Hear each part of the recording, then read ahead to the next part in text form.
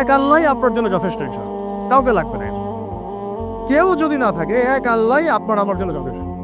এটা কি বিশ্বাস করেন? কিন্তু এই আল্লাহ পাকই আমাদেরকে বাঁচিয়ে রাখছেন, আল্লাহ পাকের হাতেই আমাদের জীবন, আল্লাহ পাকই আমাদেরকে খাওয়ান।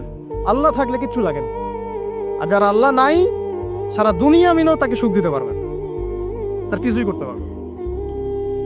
এখন আসলে আমাদের সাথে আল্লাহ আছে কি না একটু নিজেরাই বুঝতে পারো। আসলে আল্লাহ পাকের সাথে আমার সম্পর্ক কেমন? আল্লাহ বলে ডাকলে বা আল্লাহর কাছে দোয়া করলে কি আমার ভিতরে কোনো অনুভূতি আসে কিনা? রাসূল সাল্লাল্লাহু আলাইহি ওয়াসাল্লামের নাম আসলে আমার ভিতরে কোনো অনুভূতি আসে কিনা? বুঝবেন, ইনশাআল্লাহ এটা আপনারা আস্তে আস্তে বুঝে যাবেন।